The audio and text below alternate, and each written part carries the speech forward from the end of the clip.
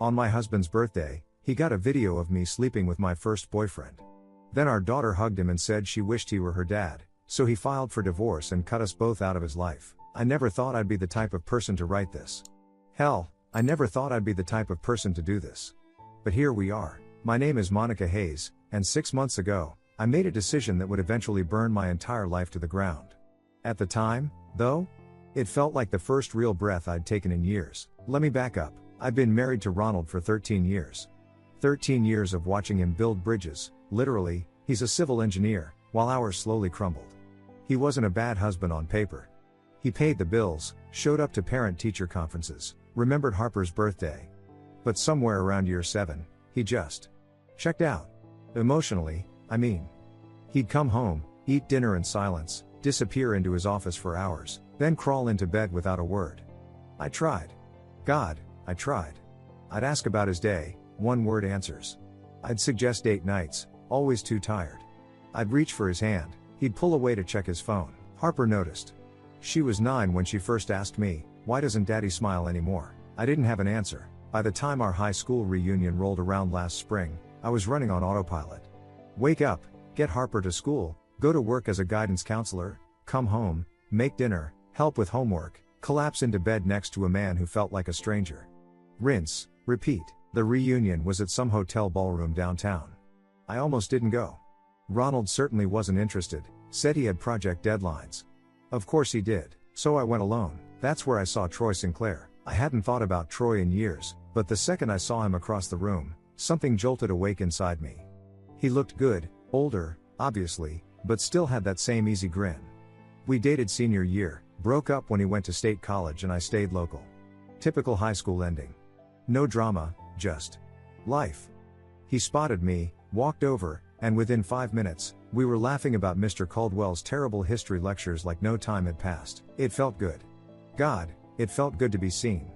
To have someone look at me like I was interesting, funny, worth talking to. Not just Harper's mom or Ronald's wife. We exchanged numbers. "Let's grab coffee sometime," he said. I should have said no. I didn't. Coffee turned into lunch the next week. Lunch turned into dinner a week after that. And every time, I told myself it was innocent. Old friends catching up. Nothing wrong with that, right? But I knew. Deep down, I knew. Troy made me laugh. He asked questions and actually waited for the answers. He remembered details from our conversations. He made me feel like me again, not the hollowed-out version of myself I'd become living with Ronald's silence. One night, Harper asked me over breakfast, "Who are you always texting?" "Just an old friend, sweetie." "You're smiling a lot more," she said. I like it. That should have been a red flag. That my 12-year-old daughter noticed I was happier texting someone else than sitting next to her father. But instead, I just kept going. 3 months in, Troy and I were having dinner at this little Italian place outside of town, somewhere I knew we wouldn't run into anyone. We'd just finished splitting a bottle of wine, and he was telling me about his job. He's a landscape architect, and I realized I hadn't thought about Ronald once all evening. "You okay?" Troy asked, reaching across the table. "Yeah," I said. I'm really happy right now." He smiled. "Me too." We walked to his car afterward, the night air cool, streetlights casting everything in that soft orange glow. He opened my door, but I didn't get in. I just stood there, looking at him. "Monica," he said quietly. I knew what was about to happen. I could have stopped it. Should have stopped it. Instead, I leaned in. He kissed me. Soft at first, then deeper. And I didn't pull away. I kissed him back. After that night, everything changed. I told myself it was just a kiss. A moment of weakness. I'd end it, pull back, refocus on my marriage. But Troy texted me the next morning, "Can't stop thinking about last night," and I didn't delete it. I didn't block him. I saved his contact under Denise in case Ronald ever looked. That's when I knew I was in too deep. The affair became routine within weeks. We'd meet during Harper's school hours, coffee shops 2 towns over, his apartment when I could get away. I became an expert at lying. Running errands. Meeting a colleague. Grocery shopping. Ronald never questioned it. He barely looked up from his laptop. 2 months in, I made a mistake. Or maybe it wasn't a mistake. Maybe part of me wanted it to happen. Troy came over. Ronald was on site for some bridge inspection 3 hours away, wouldn't be back until evening. Harper was at school. I texted Troy, "Coast is clear if you want to stop by." He showed up 20 minutes later with takeout. We ate lunch in my kitchen. My kitchen. The one Ronald and I picked out when we bought the house. Troy sat in Ronald's usual chair, and I didn't even flinch. "This is nice," he said, looking around. "Homie, yeah," I said. "It used to feel that way." He reached across the table, took my hand. "You deserve better than this, Monica. You know that, right?" I wanted to believe him. Harper came home early that day, half day at school, some teacher workshop I'd forgotten about. I heard the front door open and nearly had a heart attack, but Troy just smiled, squeezed my hand, and said, "Relax. I'm just an old friend visiting." Harper walked into the kitchen, backpack still on, and froze when she saw him. "Harper, sweetie, this is Troy. We went to high school together." Troy stood, extended his hand like she was an adult. "Nice to meet you, Harper. Your mom's told me a lot about you." She shook his hand, shy at first, but then Troy asked her about school, her favorite subjects, what she liked to do for fun. And she lit up. Actually lit up in a way I hadn't seen in months. Within an hour, they were sitting on the couch playing some card game Troy taught her, and she was laughing. Really laughing. I watched from the kitchen and felt this sick, twisted sense of rightness. This is what it should be like, I thought. This is what Harper deserves. Troy started coming over more often. Always when Ronald was working late or traveling, which was often. Harper started calling him Uncle Troy without me even suggesting it. She'd ask when he was coming over next. She'd show him drawings, tell him about her day, sit next to him on the couch. Things Ronald used to do. Things Ronald should have been doing. One afternoon, about 4 months into the affair, Harper and I were folding laundry in the living room. She was quiet for a while, then said, "Mom? Yeah, sweetie, I wish Uncle Troy was my dad." I froze. Held a towel mid-fold. She wasn't looking at me, just kept pairing socks. "He's fun. He listens. Dad never does that anymore." I should have corrected her. Should have defended Ronald. Should have explained that relationships are complicated, that her dad loved her even if he didn't show it the way she needed. Instead, I just said, "I know, honey," and I kept folding. Ronald got worse. More distant, more absent. He started traveling for work almost weekly, projects in other cities, late-night conference calls, weekend site visits. Part of me wondered if he knew, if he'd checked out so completely that he just didn't care anymore. The other part of me didn't want to think about it. Troy started pushing. "Leave him, Monica. We could be good together. You, me, Harper. A fresh start. It's not that simple. Why not? You're already gone. He doesn't even see you anymore." He wasn't wrong. Then Ronald's birthday came around. October 15th. He mentioned that morning he'd be working late, some client dinner he couldn't get out of. He'd be home around 10. I didn't plan it. Or maybe I did. Maybe I wanted to see how far I could push before something broke. I texted Troy, "Ronald's out tonight. Come over?" He showed up at 7 with a bottle of wine. Harper was supposed to be at a sleepover at her friend's house. Wouldn't be home until tomorrow afternoon. The house was ours. We had dinner. Drank the wine. And then we went upstairs. I won't go into details. That's not the point. But we were in my bedroom, our bedroom, and I felt reckless, alive, free. We heard the front door open around 8:30. I panicked, scrambled to fix my hair, threw on Ronald's old sweatshirt. Troy was already dressed, calm as ever. "It's fine," he whispered. "I'll just say I stopped by to say hi." We walked downstairs, casual, like nothing happened. Harper was standing in the entryway, overnight bag still in her hand. She looked confused. "Mom? I thought you were alone." "Harper, sweetie, what are you doing home?" "I thought Emma got sick. Her mom drove me back." She looked at Troy, then at me, then back at Troy. "Uncle Troy. You're here." She dropped her bag and ran over, hugged him. He hugged her back, ruffled her hair. "Hey, kiddo. Just stopped by to visit your mom." She smiled up at him. "You should come over more. It's way better when you're here." I smiled. Troy smiled, and neither of us noticed the shadow outside the living room window. Or the phone recording everything. Troy left about 20 minutes after Harper came home. Made some excuse about an early morning meeting. Harper was disappointed but hugged him goodbye. I walked him to the door, and he kissed my cheek like it was the most natural thing in the world. "Text me later," he whispered. I nodded. Ronald came home around 10:30. I was in the living room with Harper, watching some baking show she liked. I heard his keys in the door and felt my stomach drop, but I kept my face neutral. "Hey," I said when he walked in. "How was the dinner?" "Fine." He set his briefcase down, looked at Harper. "Still up?" "Just finishing this episode," she said, not looking away from the TV. He nodded, headed toward the kitchen. No suspicion. No questions about why I smelled faintly of wine or why Harper was home early from her sleepover. Nothing. That night, He crawled into bed beside me like he always did. Didn't say a word.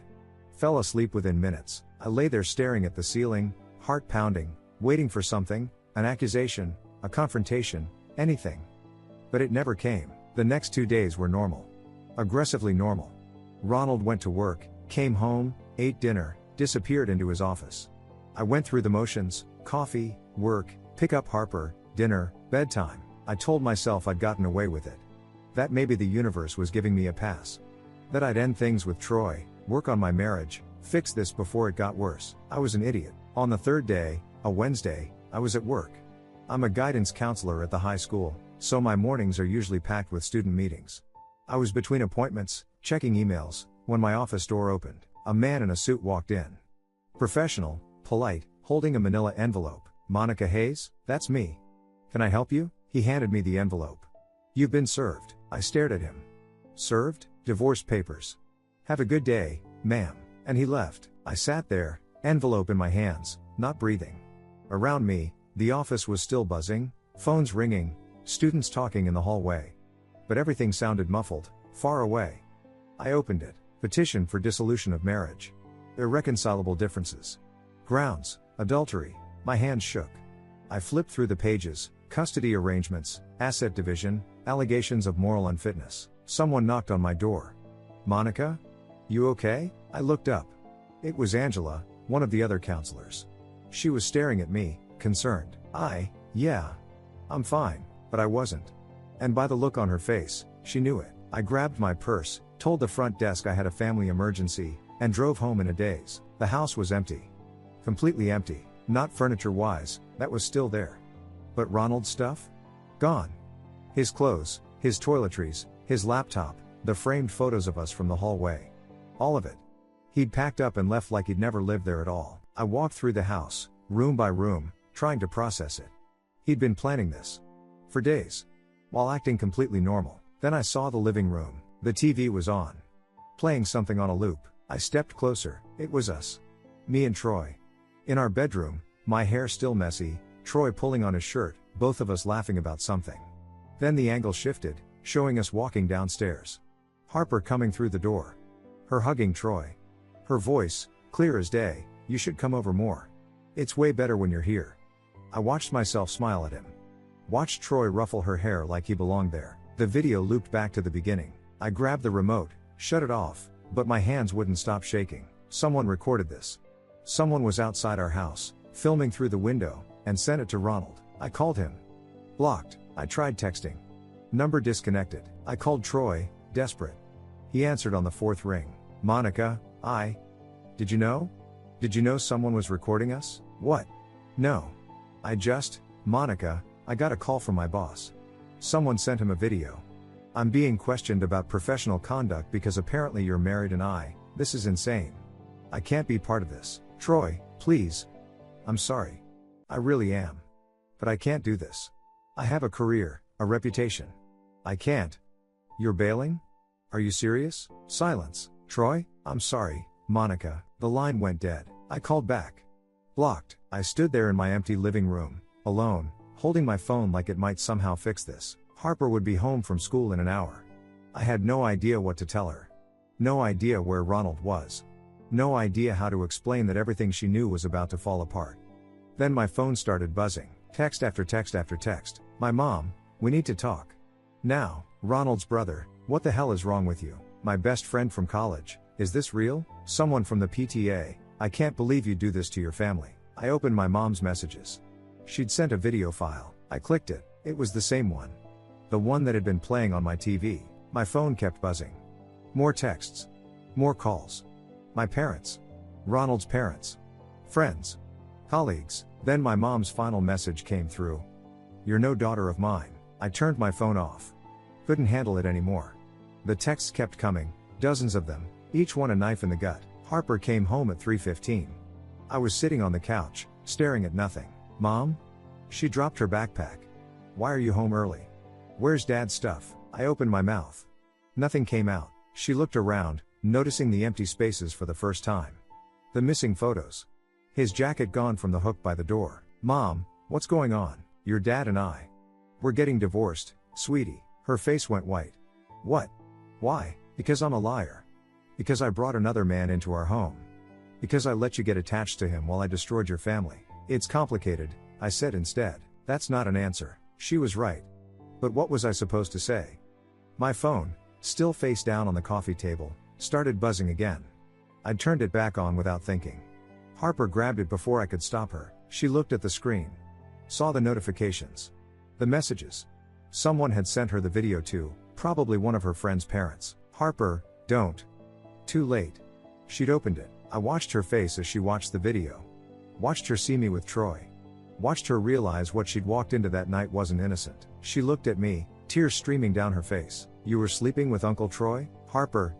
In Dad's bed? Her voice cracked. That's why Dad left? Because of you? It's not that simple. Yes, it is. She threw my phone at me. I caught it. You ruined everything. Dad's gone because of you. She ran upstairs. Slammed her door.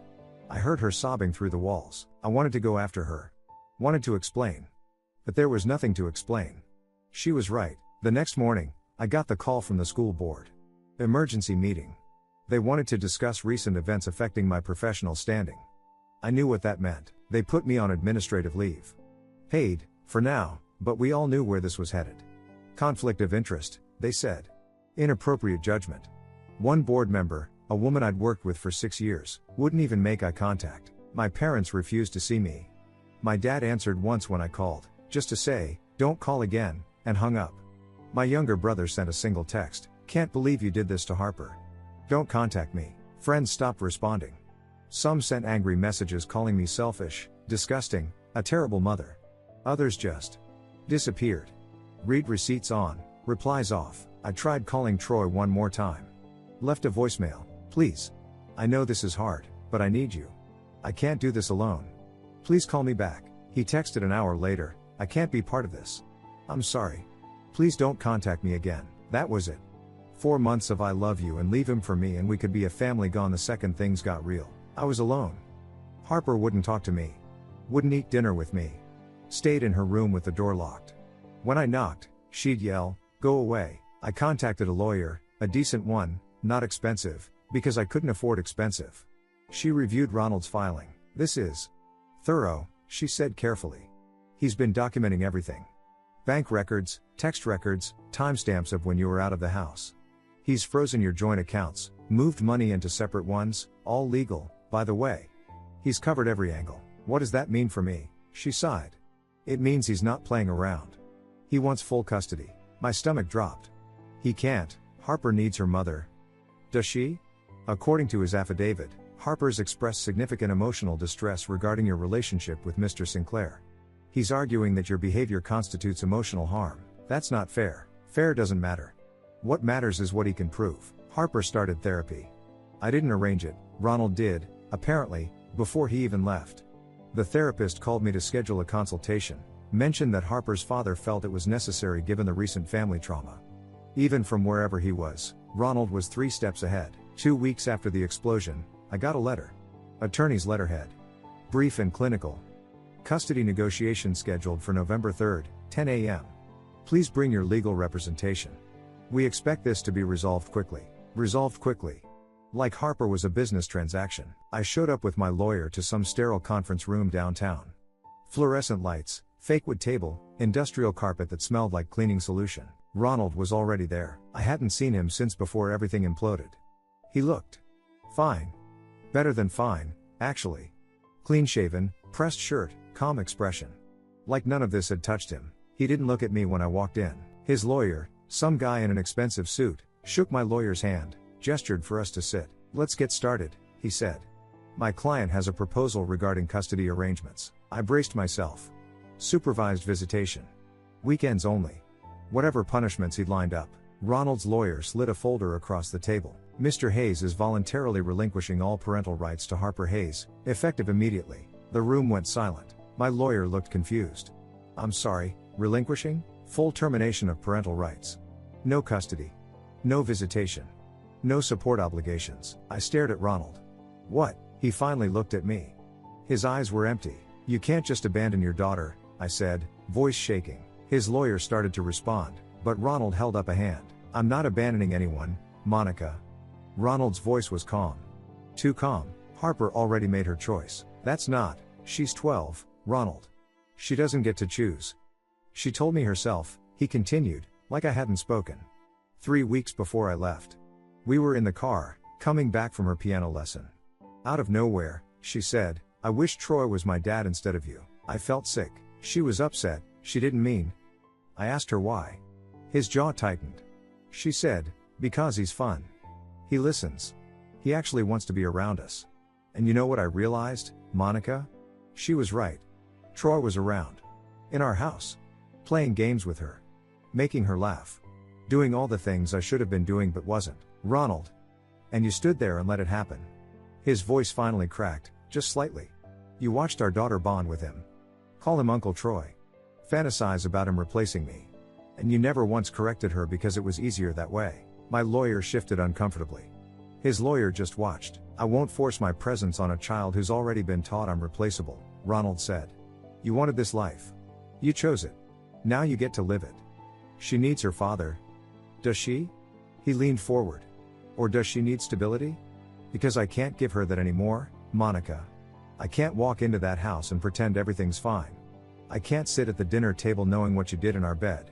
I can't look at Harper without seeing her hug him and smile like he was exactly what she'd been waiting for. So you're just giving up? No. I'm giving you what you wanted. Full custody. Full responsibility. No interference from me. I felt tears burning. You're punishing her because you're mad at me. Ronald's expression hardened. I'm protecting her from watching us destroy each other in court. Do you know what a custody battle looks like? Dragging a 12-year-old into a courtroom, making her testify about which parent she prefers? Having lawyers dissect every mistake we've made in front of a judge? He slid the paperwork closer. Harper deserves better than that. She deserves a parent who's actually present. Who wants to be there. And right now, Monica, I can't be that person. Not after what you did. Not after watching that video and realizing my daughter was happy he was there.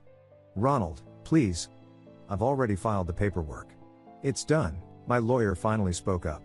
Mr. Hayes, this is highly irregular. The court doesn't typically approve. The court will approve it, Ronald's lawyer cut in. We've already submitted the necessary affidavits. Mr. Hayes is of sound mind, understands the consequences, and is acting in what he believes is the child's best interest. I looked at Ronald, desperate. What about support? You're just going to leave us with nothing? You'll keep the house. I've transferred full ownership. I'll pay off the mortgage, should be clear in 6 months. After that, you're on your own, that's it? 13 years of marriage and you just walk away? You walked away first, Monica. I'm just making it official. Silence filled the room. My lawyer looked at me, waiting for direction. But what could I say? Ronald had thought of everything. What do I tell Harper? I asked quietly. Tell her the truth. That her father couldn't stay after what her mother did.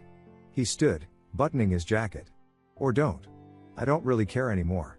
She'll ask about you. She'll want to know why. Then you'll have to figure that out. He picked up his briefcase. I'm done, Monica. With you, with this marriage, with all of it. You can't just disappear from her life. Watch me. He headed toward the door. My lawyer started to object, talking about finalization timelines and signatures, but I wasn't listening. I stood up. Ronald, wait. He stopped, hand on the doorknob, but didn't turn around. You're just abandoning her, I said, voice breaking. After everything, you're just leaving. He was quiet for a long moment. Then he turned, and the look in his eyes made me flinch. No, Monica. You already did that. I'm just making it official. He opened the door. Tell Harper. He paused. Actually, don't. There's nothing left to say. And he walked out. I stood there, frozen, listening to his footsteps fade down the hallway. My lawyer touched my arm. Monica? Are you okay? I wasn't okay. Because I just watched the last piece of my old life walk away forever. And I had no idea how to tell my daughter that her father was never coming back. 3 months later, Harper and I are living in a 2-bedroom apartment across town. We had to sell the house. Turns out Ronald only paid off half the mortgage before cutting ties completely. His lawyer called it more than generous given the circumstances. I didn't argue. The apartment is smaller, older, nothing like what Harper grew up in. Her room barely fits her bed and desk. The walls are thin. Our downstairs neighbor smokes, and it seeps through the vents. But it's ours. Or mine, anyway. Harper still doesn't feel like it's home. I lost my job. The school board made it official 6 weeks after the leave started. Termination due to conduct unbecoming of educational staff.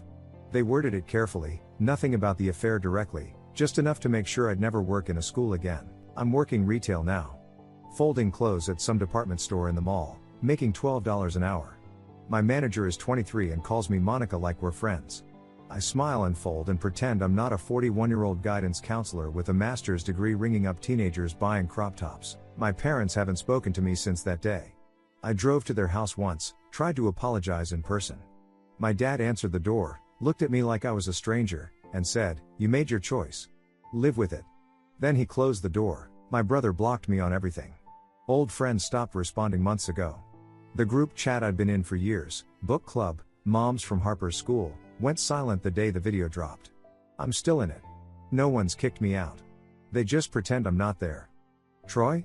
I saw him once, at a coffee shop 2 months ago. He was with a woman, blonde, laughing at something he said. He saw me, and his face went pale. He didn't wave. Didn't acknowledge me. Just grabbed his drink and left. I stood there holding my coffee, watching him walk away, and realized he'd never actually cared. Not really. I was just convenient. A distraction. And the second things got complicated, he vanished. Harper's in therapy twice a week. I drive her, wait in the parking lot, drive her home. She doesn't tell me what they talk about. I don't ask. Our relationship is fractured. She talks to me when necessary, dinner plans, school stuff, logistics. But the warmth is gone. She doesn't hug me goodnight anymore. Doesn't ask me for advice. Doesn't curl up on the couch next to me like she used to. I'm her mother in title only. I started therapy too, finally. My therapist, Helen, mid-50s, kind eyes, doesn't let me off easy. "You keep saying Ronald checked out first," she said last week. "But did you ever fight for the marriage? Or did you just find an escape?" I didn't have an answer, because she was right. Ronald was distant, cold, absent. But I never confronted him. Never demanded couples therapy. Never sat him down and said, "This isn't working and we need to fix it." I just found someone who made me feel good and told myself I deserved it. I saw Ronald's social media once, through a mutual acquaintance who didn't know I was blocked. He's in a different city now, someplace out west. New job, new life. There was a photo of him hiking, smiling at the camera. He looked genuinely happy. I haven't seen him smile like that in years. Harper asked about him last week. First time in a month. We were eating dinner, takeout, because I'm too tired to cook most nights, and she just said, "Do you think Dad misses me?" I put my fork down. "Of course he does, sweetie." "Then why hasn't he called?" "Because I destroyed him. Because I made him watch his daughter choose someone else. Because I broke something that can't be fixed." "It's complicated," I said. She looked at me, and for a second, I saw Ronald in her eyes. That same disappointment. "You always say that." She went to her room. Left her food half-eaten. I sat there alone, staring at the cheap laminate table in our cheap apartment, and realized this is my life now. This is what I built. I thought about the person I was a year ago. Unhappy, sure. Lonely. But I had a home. A family. A career. Respect. Now I have none of that. People ask me sometimes, Helen, mostly, if I regret it. And the truth is, I don't know how to answer that. Because regretting it means wishing I'd stayed in a marriage that was already dead. Wishing I'd kept pretending everything was fine while slowly disappearing. But I also destroyed my daughter's life. Lost my parents. Ruined my career. So do I regret the affair? Yes. Do I regret leaving the marriage? I don't know. What I do know is this: I made my choices. I justified them, rationalized them, told myself I deserved happiness. And maybe I did. But not like that. Not at Harper's expense. Not by lying and sneaking and bringing another man into our home. Ronald was right. Harper did choose. She chose Troy because I let her. Because I was so desperate to feel wanted that I didn't think about what I was teaching her. I don't expect forgiveness. Not from Ronald, not from Harper, not from anyone. I just have to live with it now. Last night, Harper came out of her room while I was watching TV. She sat on the other end of the couch, not close, but closer than usual. "Mom, yeah? My therapist says I should try talking to you more." "Okay." She was quiet for a minute. "I'm still really mad at you. I know. But I don't want to hate you forever." I felt my throat tighten. "I don't want that either. It's going to take a long time," she said. "For me to trust you again." "I understand." She looked at me, and for the first time in months, I saw something other than anger in her eyes. Not forgiveness. Not yet. Maybe not ever. But something like possibility. "Okay," she said quietly. Then she got up and went back to her room. I sat there in the dark, long after the TV went silent, and let myself cry, because I know what I did. I know what I cost us. And I know that no matter how many times I apologize or how hard I try, some things can't be fixed. But maybe, some things can be rebuilt. Not the way they were. Never the way they were, but into something new. Something honest. I don't know if Harper will ever forgive me. I don't know if I'll ever forgive myself. But I'm not running anymore. This is my life now. The one I built. The one I deserve, and I'm going to live with it. Thank you so much for watching until the end. If you really like our videos, please don't forget to like, share, and subscribe. Have a great day.